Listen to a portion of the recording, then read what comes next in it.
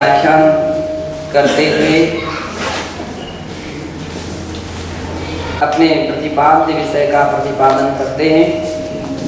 उसी की सर्वोदय टीका के माध्यम से बतलाया जा रहा है कि एवं सर्वतो भावेन शुद्धात्मैव परिग्रहणीयः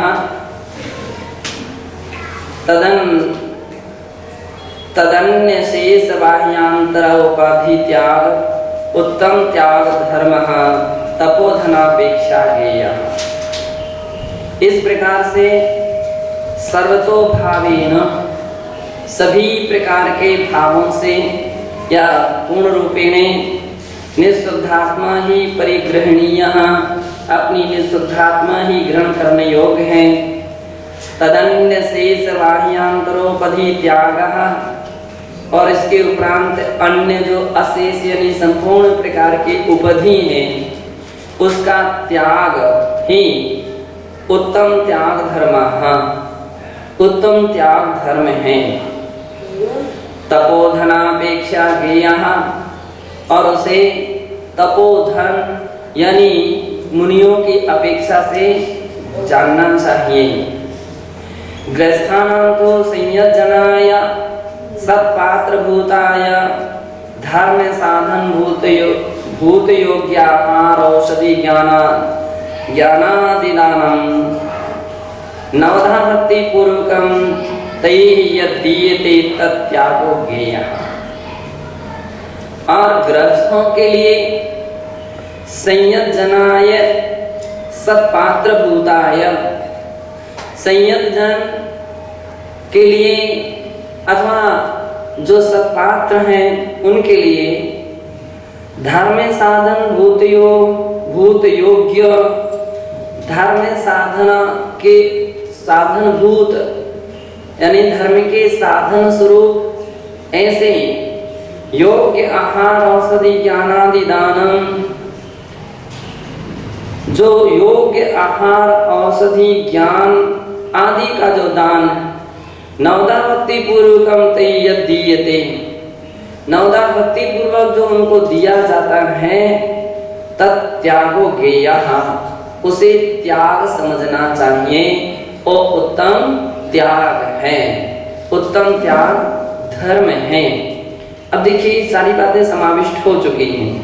एक तो सत्पात्र के लिए देना चाहिए, एक बात आ गई है जो सामान दिया जाता है वह धर्म के साधन भूत होना चाहिए, धर्म में सहायक होना चाहिए, धर्म का बाधक नहीं होना चाहिए, ये दूसरी बात है। ऐसा योग्य आहार औषधि ज्ञान आदि दान जो है वो नवदा भक्ति पूर्वक दिया जाता है, ये तीसरी बात है, उसको भी त्याग कहा जाता है। अथवा अनंत ज्ञान अनंत दर्शन अनंत वीर विरति छायक सम्यक्तादि गुणानां साधकाय मुनिर्जनाय निराश्रमं निर्वद्यं वा प्रासुकं संज्ञकं ज्ञान दर्शन चारित्र रूपं यद्दीयते तस्य त्याग संज्ञा विज्ञेया। और जो अनंत ज्ञान अनंत दर्शन अनंत वीर विरति छायिक सम्यक्तादि गुणों का साधका है, इन सब गुणों के छायक गुणों के जो साधक हैं ऐसे मुनिराजाए मुनिजनाय मुनिजनों के लिए निराश्रमं निर्वद्यं वा, आश्रय रहित और वद्य यानी दोष रहित पाप रहित, जो प्रासुक संज्ञकम ज्ञान दर्शन रूपम, जो प्रासुक क्या चीज है ज्ञान दर्शन है, और वो ज्ञान दर्शन दीयते, ज्ञान दर्शन चार रूपम ये दीयते यानी रत्नात्रय जो दिया जाता है तस्य त्याग संज्ञा विज्ञेया, और मुनियों की ओर से किया जाने वाला उत्तम त्याग धर्म है। कौन सा है? सबसे प्रासुक दान क्या है? जो धवला जी में आया फासयम त्याग सागम, प्रासुक त्याग। तो प्रासुक त्याग क्या है? तो रत्नात्रय सबसे बड़ा प्रासुक है, और ऐसे रत्नात्रय को जो भव्य प्राणियों को दिया जाता है वो क्या होता है? उत्तम त्याग है। रत्नत्रय देना, रत्नत्रय दिलाना और रत्नत्रय के इच्छुकों को जो रत्नत्रय धारण करते हैं उनकी अनुमोदना करना, ये सभी त्याग धर्म है। कई बार ऐसे ना, आप सभी तो नहीं दे सकते हैं ना, तो दे नहीं सकते तो बहुत सारे लोग क्या करते हैं, दिलाते हैं। अब सभी दिला भी तो नहीं सकते, इतनी शक्ति के पास सामर्थ्य सक्षमता नहीं रहती है, तो ऐसे भी लोग होते उसको अनुमोदना करते, भैया तुमने बहुत अच्छा किया कि इस संसार से तुम निकल करके इस मार्ग पर आ गए, जो भी जितना संभव हो सका अच्छा धर्म ध्यान करने लगे, बहुत अच्छा काम किया, बड़ी खुशी है। अगर ऐसा नहीं होता तो व्यक्ति घर गृहस्थी में ना जाने कितने पाप कार्य करता, कितने प्रकार के झूठ बोलता, हिंसा आदि करता, तो कहाँ वो संसार में भटकता। तो जो महापुरुष होते हैं उनकी इस बात पर भी प्रसन्नता है, खुशी है, ये अनुमोदना कहलाती है। अनुमोदना कृत कार्य अथवा अनुमोदना के द्वारा एक त्याग जानना चाहिए। एवं त्याग धर्मये श्रावकाणां श्रमणानां च कृते विहिताय भवति। इस प्रकार के श्रावकों त्याग धर्म ही, इस प्रकार जो त्याग धर्म है वह श्रावकाणां श्रमणानां से, श्रावकों और श्रमण यानी साधुजनों को करने योग्य होता है और उनके लिए हितकारी होता है, ऐसा जानना चाहिए। एवं हो भव्य जीव, इस प्रकार से हे भव्य जीव, स्वपरयोर विवेकः विवेकं प्राप्य परद्रव्येषु आसक्तिं ममतां च परित्यज्य। हे भव्य, स्वाम और पर के दोनों में विवेक को प्राप्त करते हुए परद्रव्येषु आसक्तिं ममतां से परित्यज्य, पर पदार्थों में बनी हुई जो आसक्ति है, ममत्व भाव है, उसको त्याग दीजिए, उसको त्याग कर छोड़ो।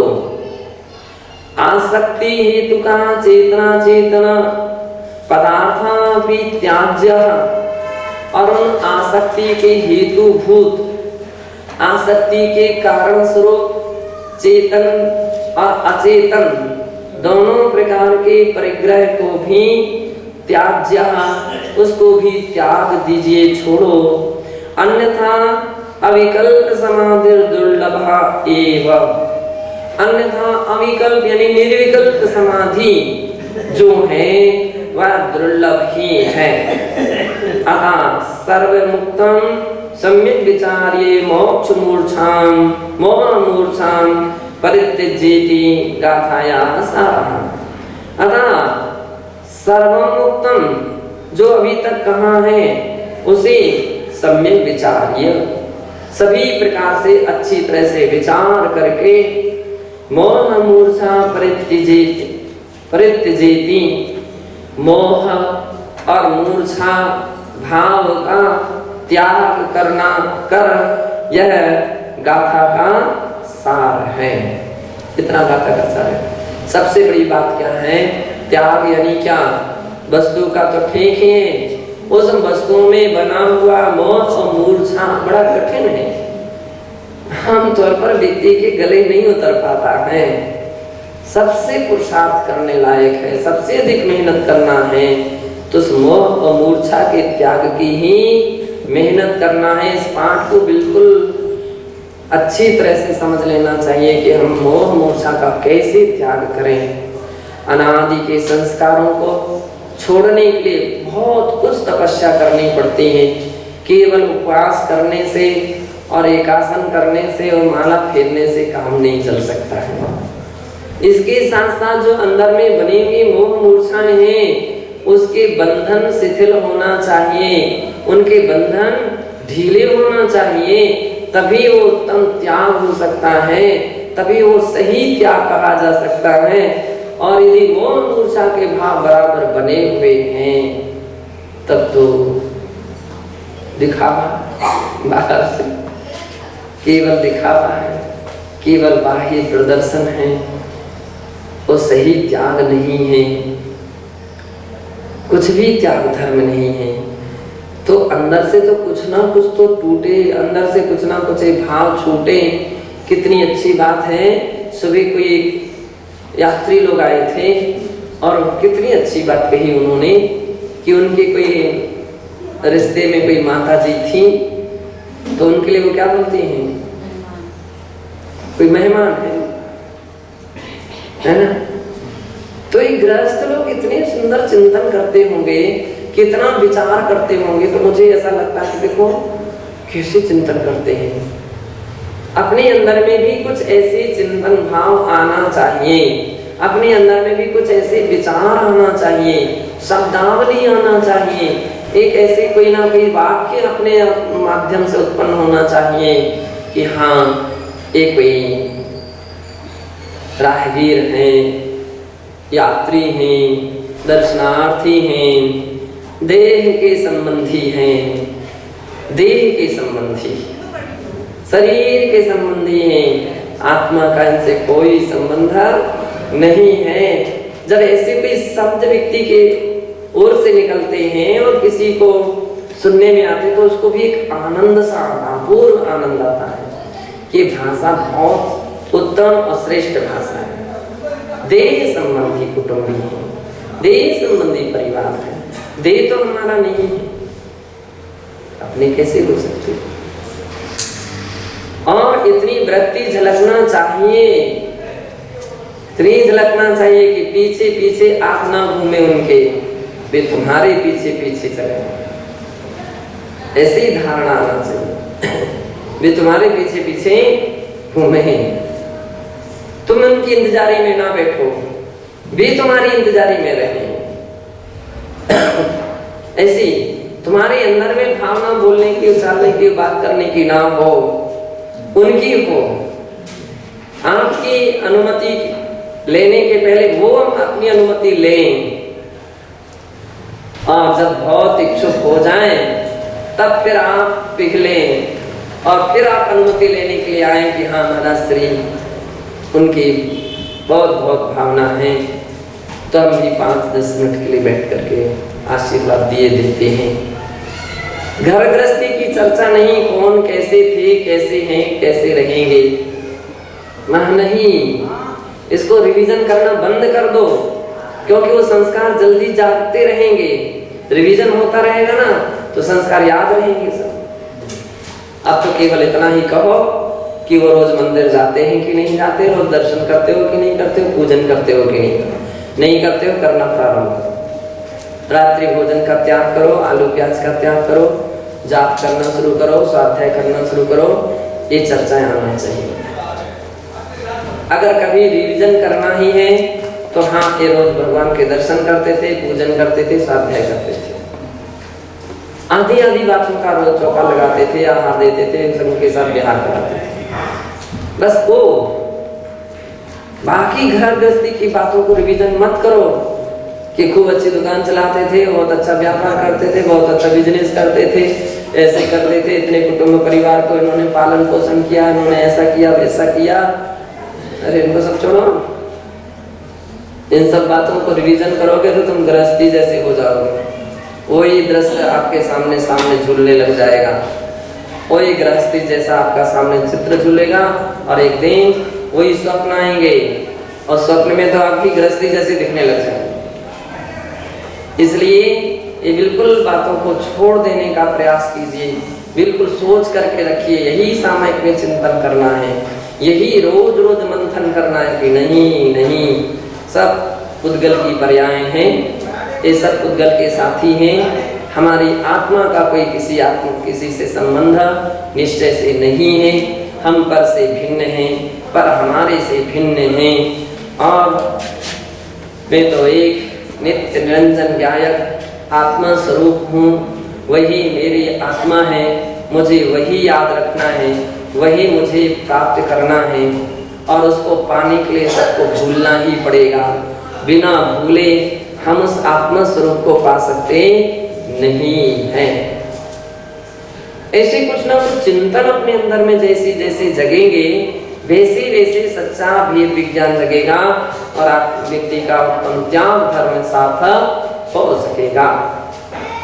इस प्रकार से उत्तम त्याग धर्म की बात करने के पश्चात संप्रति शास्त्रकारा उत्तम किंचन धर्म स्वरूपम निर्देशन्ति। अब यहाँ शास्त्रकार आचार्य श्री कुंद देव उत्तम आकिंचन धर्म के स्वरूप का निर्देश देते हुए कहते हैं, हो दूने निस्संगो निभावं निग्रहत्तु सुहृद सुहृदम् लिप्तन्देन दुवट्ठति अनियारो तस्य किंचनम्।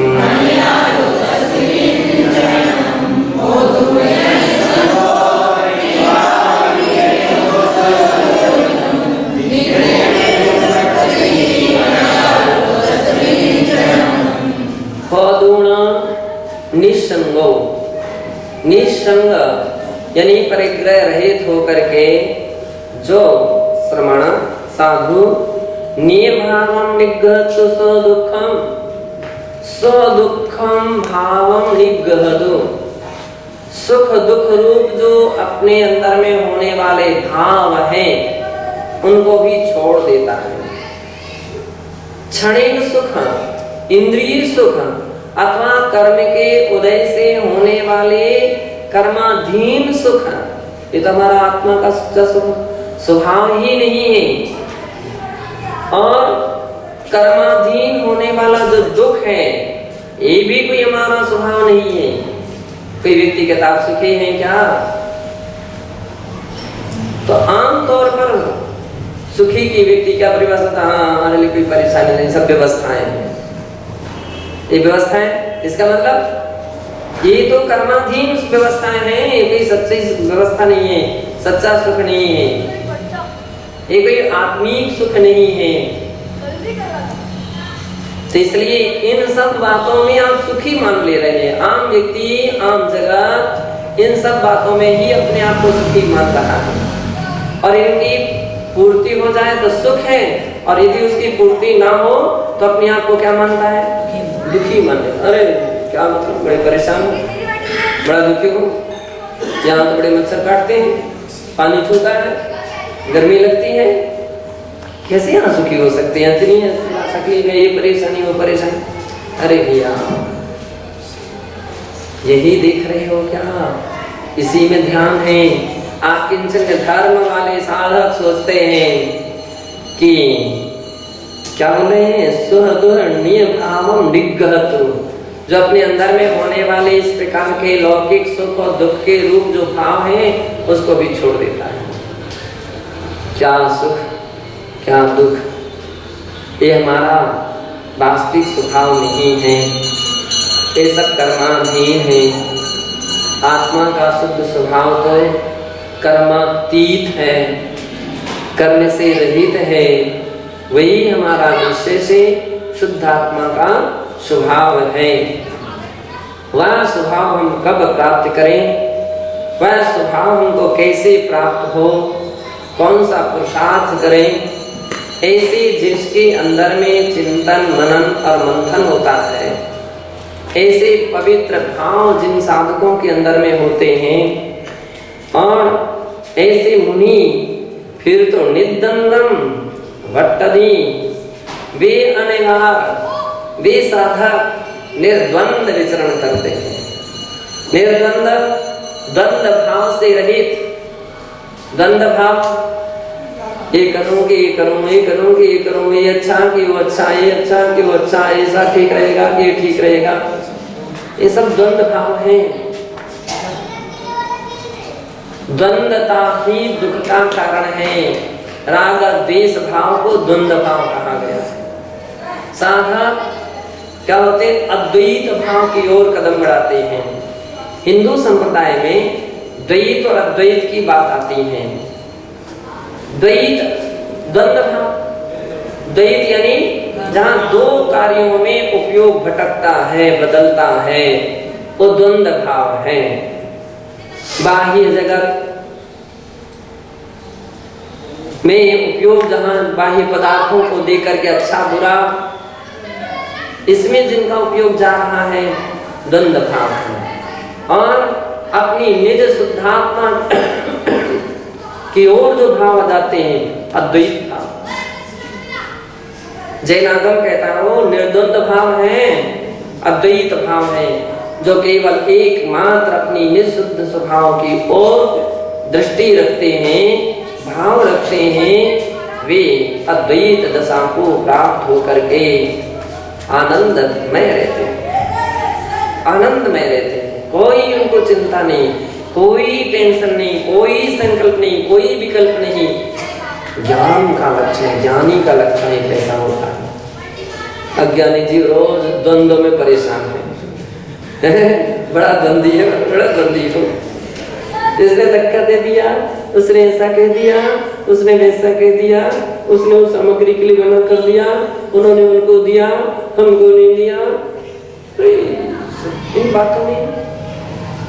बातों में तो तुम्हारा आनंद, जिंदगी तुम्हारी पूरी व्यतीत हो जाएगी।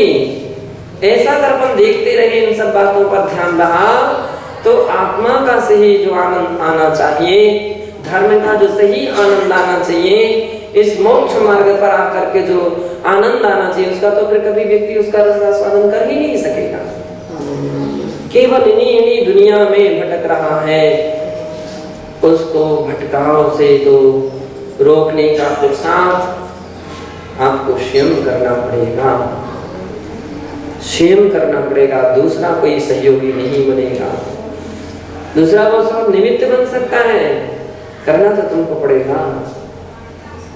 करके देखो, कुछ पुरुषार्थ तो करो, कुछ कदम उठाने का प्रयत्न और प्रयास करो, क्या आपके अंदर में से भाव उत्पन्न होने लग जाए, आपके अंदर में से एक आध्यात्मिक ज्योति उत्पन्न हो, एक आध्यात्मिक ऐसा प्रकाश उत्पन्न हो कि आपका दृष्टिकोण चेंज हो जाए।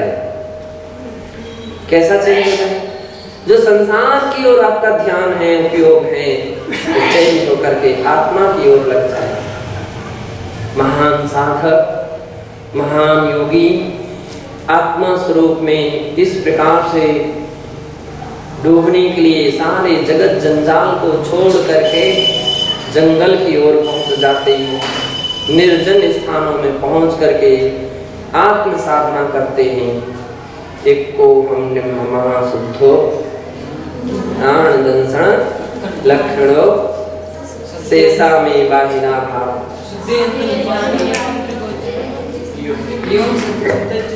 तो इस प्रकार से वे विचार करते हैं, चिंतन करते हैं, और कोई अगर अचानक पहुंच भी जाए, कौन हो, किसका लक्षण, किसका परिचय दे रहे हो, क्या संसार दशा है, कौन किसके पुत्र हैं, कौन किसके पिता हैं, कौन किसके भाई हैं। हो भव्य अनंत पर्यायों में तुम अनंत अनंत रिश्ते बने हैं, वे सब टूटते टूटते गए हैं। आत्मा का किसी से कोई नाता नहीं है, आत्मा का किसी से कोई रिश्ता नहीं है, इन सब से रहित आत्मा है, हर द्रव्य स्वतंत्र और स्वाधीन है। बस मैं तो एक शुद्ध आत्मा हूँ, तुम भी अपनी शुद्ध आत्मा को पहचानो, तुम भी शुद्ध आत्मा हो, अपने स्वरूप को समझो, अपने स्वरूप को पहचानो। देह के संबंध से होने वाली भ्रम और भ्रांतियों के लिए छोड़ दो।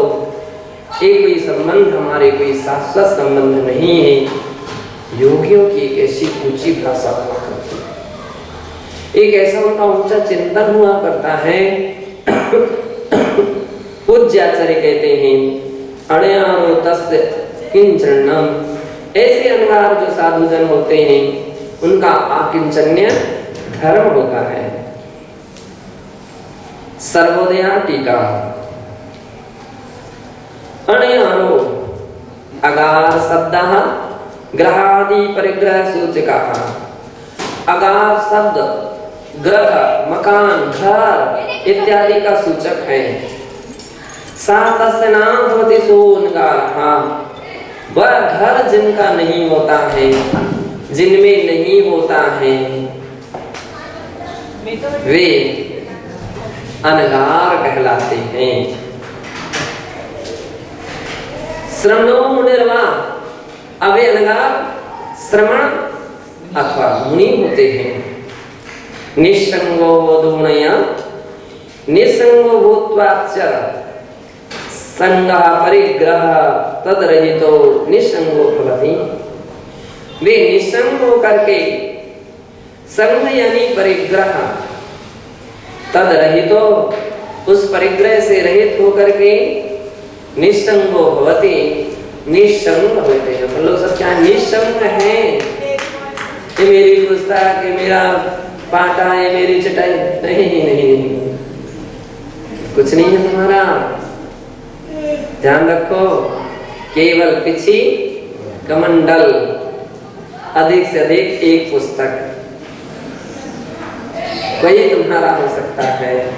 व्यवहार में, निश्चय में तो भी नहीं, व्यवहार में वही दीक्षा के समय में जो दिया गया बस वो तो नहीं तुम्हारा है।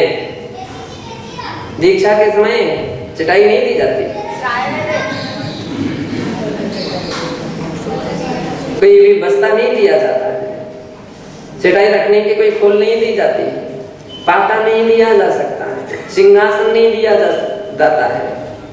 ये कुछ तुम्हारी वस्तु नहीं है, ये तुम्हारी नहीं। क्या तुम मेरी मेरी मेरी मेरी क्यों उन सब बातों में ध्यान रखे हो? मिल गया तो ठीक है, तो पुण्य है। इस श्रावक ने लाकर के आपको दे दिया, रख दिया, बहुत अच्छी बात, उपयोग कर लीजिए। नहीं दिया, नहीं रखा तो भावना अपनी पवित्र, सहनशीलता रखिए। तो ऐसे सभी प्रकार के परिग्रह से रहित अर्थात आंतरिक बाह्य सर्वविध परिग्रह निर्मुक्ता सन, आंतरिक और बाह्य यानी अंतरंग और बाह्य सभी प्रकार के परिग्रह। अंतरंग परिग्रह कितने प्रकार के होते हैं? 14 प्रकार के। कौन कौन से?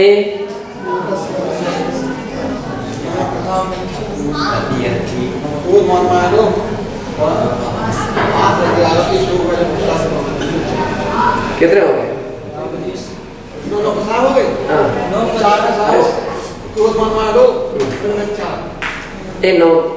कितने हो गए? 14 अंतरंग परिग्रह है कि बहिरंग? अंतरंग है। बहिरंग कितने हैं? कौन कौन से? एक एक गिना। 1 2 3 4 5 6 7 8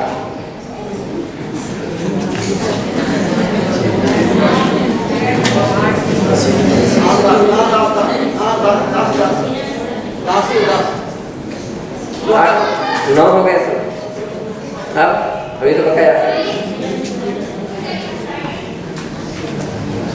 धन धान्य, धन अलग, धान्य।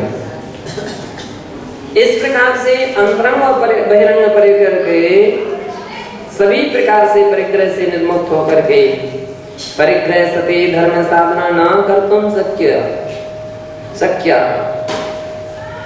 परिग्रह के होने पर धर्म साधना करना शक्य नहीं है। परिग्रह के होने पर धर्म साधना हो सकती नहीं।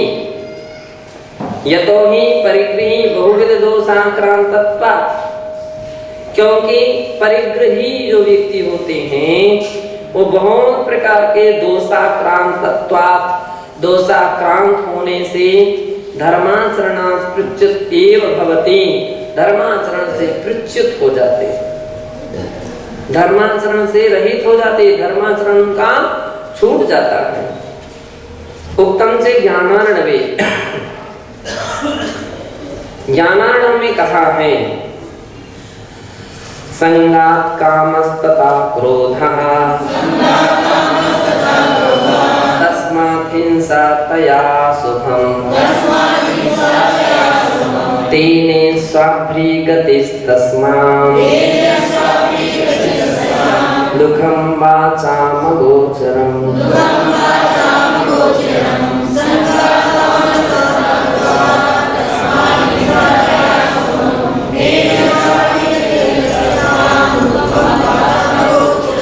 संगात कामः, संग यानी परिग्रह से काम वासनाएं जगती हैं। सामग्री है ना, पैसे या धन आदि जो भी है, परिग्रह व्यक्ति की पवित्रता को खो देता है। जब व्यक्ति के जेब गर्म होते हैं ना, आप उनकी हालत देखो, इच्छा होती बाजार जाएं, चलो घूमने चले, इस होटल को उस होटल को, यहाँ वहां, क्यों? अभी गर्मा गर्म है ना जेब, इसलिए। अरे यदि वो ठंडा हो जाए तो अब क्या करना चाह करके अब काय के लिए जाना, क्या फायदा? परिग्रह है तो तरह तरह की व्यक्ति के अंदर में काम भावनाएं जागृत होती हैं, कामनाएं जगती हैं, वासनाएं भी जगती हैं। तथा क्रोधा, और यदि उसकी पूर्ति ना हो, क्रोध उत्पन्न होता है, गुस्सा। लोग तुरंत झगड़े, क्या समझते हो तुम हमको? गरम है ना जेल अभी, तो फिर क्या समझते हो? चलो एक साइड में। मुझे भैया इतनी गर्मी कहां से आ रही है? तो जेब गरम है ना, तो उसकी आत्मा भी गर्म हो रही है। उसके अंदर में ऐसी क्रोध भाव जगते हैं। जब कुछ होता है तो उसके अंदर में आवेग, रोष, दोष, और व्यक्ति आकाश से बातें करता है। किससे? आम व्यक्ति को तो देखता ही नहीं, जानता ही, समझता ही नहीं है। तो बतला रहे संगात क्रोधा, संगात कामः तथा क्रोधा तस्मात् हिंसा तथा शुभम। और क्रोध भाव जगह तो हिंसा भाव भी। अगर ज्यादा किया ना, हम देख लेंगे तुमको, हम देख लेंगे भैया, है क्या देख लोगे? पिटवा देंगे, पीट देंगे, ऐसा कर देंगे, वैसा कर देंगे, बंद करा देंगे तुमको जेल में। क्यों? अभी जेब गर्म है, परिग्रह है ना, ये सब भाव पड़ा। अब कुछ नहीं होता तो क्या करेंगे? तो नहीं कर सकते। तो तस्मात् हिंसा, क्या बोला है? हिंसा भाव जगता है। और तया शुभम, और हिंसा भाव जगने के बाद अशुभम, अशुभ, अशुभ ही अशुभ है, फिर तो पाप ही पाप है। परिणामों की पवित्रता समाप्त है, कुछ नहीं। ऐसी स्थिति में धर्म कर्म कुछ भी नहीं रहा। तात्पर्य कह रहे हैं तेने स्वाभ्रीगता तस्मात्, तीन इस कारण से स्वाभ्री गति, कौन सी गति प्राप्त होगी? नरक गति। बहुआरंभ परिग्रहम नरकस्यायुषा, बहुत आरंभ और बहुत परिग्रह है, नरक आयु का आश्रय का कारण हो जाता है। नरकस्यायुषा शाभ्रीगति तस्यां दुःखं वाचामगोचरम्, और जिसके लिए ऐसी नरक गति हो गई है, वहां के दुखों को तो वाचामगोचरम्, वचनों के अगोचर हैं। उस दुखों को वचनों से नहीं कहा जा सकता है कि नरक में कितने दुख होते हैं, नरक में कितने कष्ट होते हैं। इसलिए आचार्य महाराज कह रहे हैं उत्तम तरह का संग को छोड़ो, परिग्रह का त्याग करो। किसका? संघ का नहीं। अरे दो अलग अलग बातें हैं, संघ और संघ। संघ का त्याग करोगे तो भी दुर्गति में जाओगे, और संग का नहीं, संग का त्याग करना है, परिग्रह का त्याग करना है। और परिग्रह का त्याग करके आत्म साधना में जुटना चाहिए। किंचित तत्रैव, और भी उस ही ग्रंथ यानी ज्ञानार्णव के 16वें अध्याय के 25वें श्लोक में कहा, अपि सूर्यस्त्यजेत् धाम स्थिरत्वं वा सुराचला न पुनः संग संकीर्णः नीस्या सर्वतेन्द्रियः।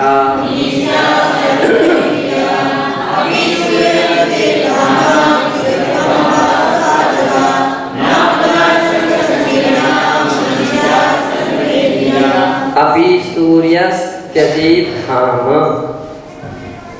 सूर्य अपने घाम तेज गर्मी को छोड़ दे।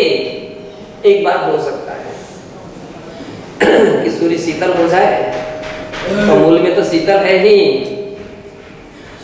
स्थिरत्वं वा सुराचला, सुराचल सुमेरु पर्वत का दूसरा नाम क्या है? सुराचल। वो अचल सुमेरु पर्वत भी स्थिरतां त्यजेत, वो भी अपनी स्थिरता को छोड़ दे। ना पुनः संग संकीर्णं, किंतु कह रहे हैं संग संकीर्ण, संग की संकीर्णता में फंसा हुआ योगी उनीसा सर्वतेन्द्रियः, परिग्रह की संकीर्णता में फंसा हुआ योगी मुनि संवृतेन्द्रियः न, वह अपनी इंद्रियों को, जितेंद्र नहीं हो सकता, वो इंद्रियों को बस में करने वाला नहीं हो सकता है। कुछ लोग बड़ा आनंद मनाते, अरे हमारे यहाँ गाड़ी आ गई, हमारे यहाँ घोड़ा आ गया, हमारे यहाँ ये व्यवस्था हो गई, वो व्यवस्था हो गई। अरे भैया, इसमें आनंद मत करिए। परिग्रह में आनंद, परिग्रह में खुशी। दुख मानो इसमें दुखी हो जाइए, पश्चाताप कीजिए। अब तो हम आराम से विहार करते रहेंगे, हम तो जहां चाहे वहां चले जाएंगे, हमको अब किसी की आवश्यकता नहीं है। इनके बिना आप सोचो कि अब किसी की आवश्यकता नहीं। अभी उनका पेट्रोल खत्म हो गया तो मालूम चलेगा किसकी आवश्यकता है कि नहीं। पंचर हो जाए कहीं गाड़ी हो, कहीं ड्राइवर ना मिले, क्या करोगे? तो इसलिए परिग्रह के विषय में आनंद नहीं रखना चाहिए, क्योंकि आचार्य महाराज कह रहे हैं परिग्रहवान व्यक्ति जितेंद्र नहीं हो सकता। हमने किसी एक साथ व्यक्ति के लिए देखा, उसने गाड़ी की बहुत कामना थी, उसको गाड़ी मिल गई, गाड़ी आ गई उनके यहाँ। अब गाड़ी के बाद कपड़े धोने की मशीन है, वॉशिंग मशीन की आवश्यकता पड़ गई। अब वॉशिंग मशीन आ गई, फिर पानी ठंडा करने के लिए फ्रिज, अब फ्रिज आ गया।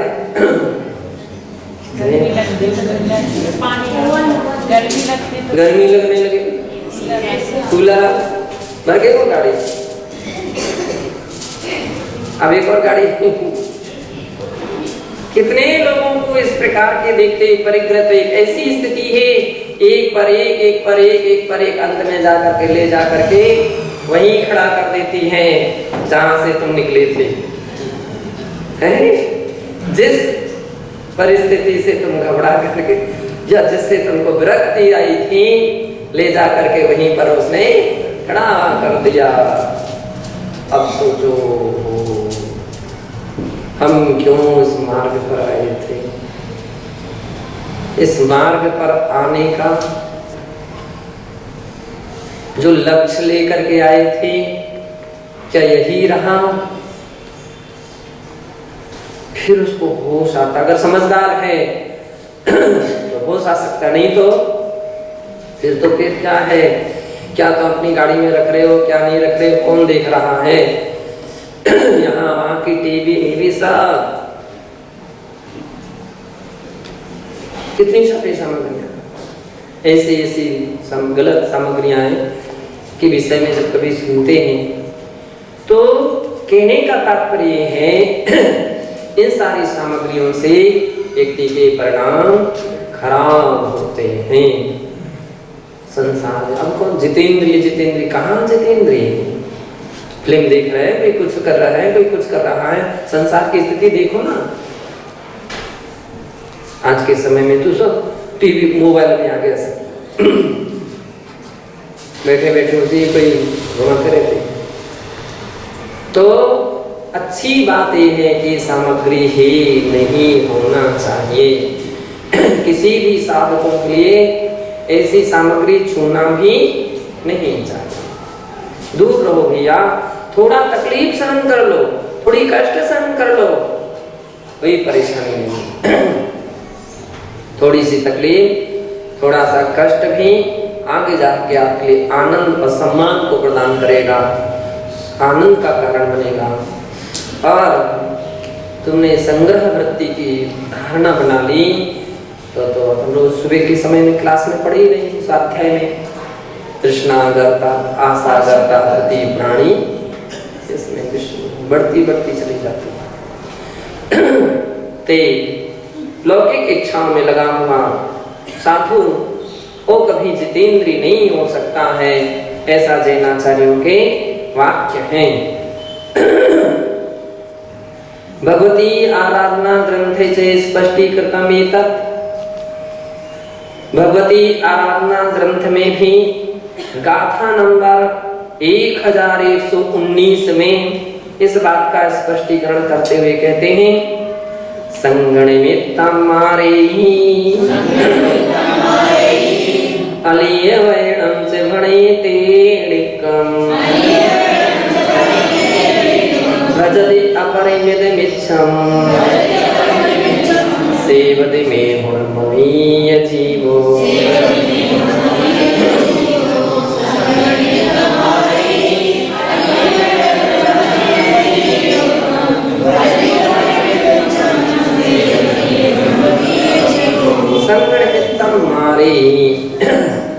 संग के निमित्त यह जीव दूसरे प्राणियों को मारता है। अलीयवैणं च, और अली यानी झूठ वचन बोलता है, झूठ बोलता है। भणेते णिक्कम्, चोरी करता है। और भजति अपरिमितमिच्छम्, अपरिमित इच्छाएं धारण करता है, उसकी धारणा इच्छाएं बढ़ती जा रही हैं। सेवति मेहुणमवीय जीवो, और वह मैथुन सेवन करता है, अपने शील व्रत को तोड़ देता है। किसके कारण से? परिग्रह के कारण से। उदाहरण उनके सबके दृष्टि में आते हैं, देखते हैं क्यों भैया आज ऐसी उनकी अवस्था क्यों बन गई। परिग्रह संग्रह किया, परिग्रह संग्रह किया, इन सब बातों में लगे रहे, बस अब इस स्थिति पर व्यक्ति पहुंच गया। और अंत में जाकर के यथा तथा भव, जैसे आए थे वैसे के वैसे ही प्रस्थान कर गए, उसी रूप में। क्या फायदा रहा, कितनी वर्ष की साधनाएं व्यक्ति ऐसी ही खो देता है, तो बड़ा आश्चर्य होता है कि भाई क्या किया तुमने, क्या पाया। इससे अच्छा था कि लाख कष्ट हमको प्राप्त होते, वो अच्छे थे, कम से कम इस पर्याय में तो बने रहते, इस पद में तो बने रहते, साधना में तो रत रहते हैं। और आपने ऐसी छलांग लगानी चाहिए, आपके ऐसे विचार बने कि जिन विचारों ने, हम बहुत सारे लोग ऐसे रहते हैं, बहुत ऊंची कल्पनाओं में रहते, खूब ऊंची स्वप्न देखते हैं। कभी अपने से पुराने लोगों के विषय में नहीं सोचते कि आप देखो पुराने साधकों के लिए कि भाई जिनके मन में कभी कल्पना नहीं आई, मतलब अपने भरत सागर जी महाराज थे 30 साल तक 30-35 जितने भी साल तक महाराज के संग में बराबर बने रहे। एक उदाहरण है, एक उदाहरण कि उनके अंदर में क्या कभी विचार नहीं है कि हम बाहर जाएं, कुछ ऐसा करें, प्रभाव ना करें, कुछ सेवा वाला भक्त मिले, कुछ अपन योजना बनाएं, कोई कार्य करें, कुछ भी उनके अंदर में से भाव नहीं आए। बराबर बने रहे अपनी साधना, और संग तो संग था हर प्रकार की। मान लीजिए आज हम नहीं समझ रहे हैं कि अब संग की बात कहो तो आज उससे कई गुनी मात्रा में अपन को सुविधाएं व्यवस्थाएं मिल रही हैं। संघ के नाम से तो जब अपन देखते हैं तो वो आम व्यक्ति तो घबरा ही जाएगा, बिल्कुल पक्का ही है, सांस छोड़ देगा। तुम्हारा कुछ नहीं, ना नेपकिन रख सकते हो, ना टावल, ना क्या बोलते घड़ी, ना सेल, टार्च, ना तेल, कुछ नहीं। ना कोई कमंडल पकड़ने वाला मिलेगा और ना कोई तुम्हारी भैया वृत्ति के लिए बैठा मिलेगा। आहार भी भरोसे, मतलब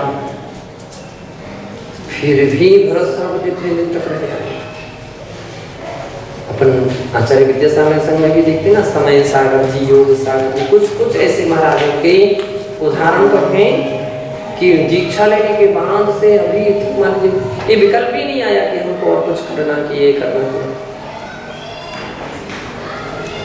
एक उदाहरण है, एक प्रकार का अपन को शिक्षा लेना चाहिए कि आज के व्यक्ति के अंदर में 4 दिन नहीं हो पाते और स्वप्न ऐसे तैयार होने लगती योजना, रूपरेखाएं, मन कहां से कहां दौड़ने लगता है। तो अंत में वैसे लोगों की स्थिति क्या होती है, संभलना ना वो संभल पाते हैं और ना अपन भी चाहे ना उनको संभालना। तो कुछ ऐसे प्रसंग आ जाते कि अपन भी संभाल नहीं पाते, अपनी एक भी नहीं चल पाती होगी। ऐसे प्रसंग आए कि अगर गुरु तो एक बार कह देंगे भैया छोड़ो, उनको रहने दो, और अवसर दीजिए, एक बार चांस दीजिए उनको, लोग खड़े हो जाते, नहीं महाराज, नहीं नहीं नहीं, चारों तरफ से। अब तुम क्या करो? आज जो उदाहरण देखे जाते हैं, ऐसे जो उदाहरण बन रहे हैं या बनते जाते हैं, ये केवल एक भावुकता बस इस प्रकार की स्थितियों में बनते हैं। तो इसमें अपने अंदर में भी ऐसे वातावरण उपस्थित होना चाहिए, एक ऐसी विचारधारा उत्पन्न होना चाहिए, वैराग्य की, साधना की, संयम की, कल्याण की, लोकेशना से परामुखता की एक भावना उत्पन्न होना चाहिए कि 2, 3, 4 के बीच में कोई ना कोई एक ऐसा व्यक्ति उत्पन्न हो जाएगा कि वो सारे लोगों की रूपरेखा में पानी फेर दे और आत्म साधना की बात करे। बोले ना, नया युग का निर्माण, नई भावनाओं का निर्माण, नई भावनाओं का निर्माण, उत्तम पवित्र भावनाओं का निर्माण। ऐसी भावनाएं, ऐसी विचारधाराएं को जगाना भी पड़ेगा।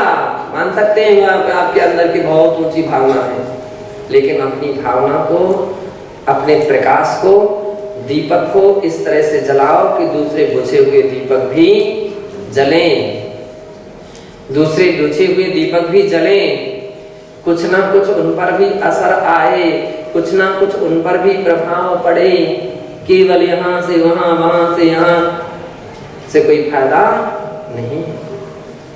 ऐसी भावनाएं व्यक्ति के अंदर में जगे कि भाई आत्म साधना के लिए अपन लोग निकले थे, आत्म कल्याण के लिए निकले थे। जिस क्षण में दीक्षा ली थी उस समय कोई प्रयोजन नहीं था, एक ही लक्ष्य था, मुझे अपनी आत्मा का कल्याण करना है। वह भावनाएं हमारी सुसुप्त ना हो जाएं, वो भावना का दीपक वो बुझ ना जाए, इसको तो देखना पड़ेगा, बार बार देखना पड़ेगा। इसका तेल, घी वगैरह कहीं समाप्त तो नहीं हो रहा है, होने के पहले आप भरते जाइए। रोज रोज इस प्रकार की भावना से, भावना रूपी तेल भरते जाना चाहिए, ताकि वो दीपक ज्ञान का, वैराग्य का, चारित्र का, धर्म का दीपक जलता रहे। तो आचार्य कह रहे हैं इस परिग्रह के, इसके निमित्त ही व्यक्ति के अंदर में तरह तरह के इस प्रकार के पाप की भावनाएं भी उत्पन्न होती हैं। परिग्रह सत्तो जनः तत्संरक्षणाय तदर्जनाय हिंसा दशावाद चौर्य प्रभृतिषु सर्वेषु सावध्य कार्येषु निसंकोचम समुद्यते दुर्ध्यानाविष्टो भवति। परिग्रह सक्त प्राणी तत्संरक्षणाय, उसके संरक्षण में, तत् अर्जनाय, परिग्रह के अर्जन के लिए, चाहे हिंसा मृषावाद चोरी प्रभृति, हिंसा झूठ चोरी इत्यादि सभी प्रकार के सावध्य कार्येषु निसंकोचम समुत्पद्यते। क्या करता है? हमेशा निसंकोच होकर के। ऐसा देखो, एक और ध्यान रखिए, जब कोई व्यक्ति, जिस तरह दो किस्म के लोग होते हैं, एक समझदार होते हैं, ना समझ होते हैं। समझदार व्यक्ति को तो इशारे से समझता है, और जो ना समझ है वो तो कितना भी समझाओ वो बेशरम जैसा हो जाता है। कैसा हो जाता है? बेशरम हो जाता है। कितना भी समझाओ उसको कुछ भी समझ में नहीं आता है। तो आचार्य कहते हैं निसंकोच, पाप कार्यों में भी निसंकोच हो जाता है। उसको जो हम कर रहे हैं ठीक है। जैसे कोई शराबी व्यक्ति शराब के नशे में आता है ना, तो उसको कुछ भी लगता नहीं है, मैं क्या कर रहा हूँ, क्या नहीं करना हूँ, क्या मेरी इज्जत बनेगी, क्या मेरा सम्मान बनेगा, क्या लोग कहेंगे, क्या सोचेंगे, कोई परवाह नहीं। बेहोशी हो कुछ का कुछ करता जाता है। ठीक इसी प्रकार से ऐसा परिग्रह में आसक्त हुआ प्राणी निसंकोच होकर के ऐसे कार्यों को करता है। दुर्ध्यानाविष्टो भवति। अब उसको कौन सा ध्यान चल रहा है? दुर्ध्यान।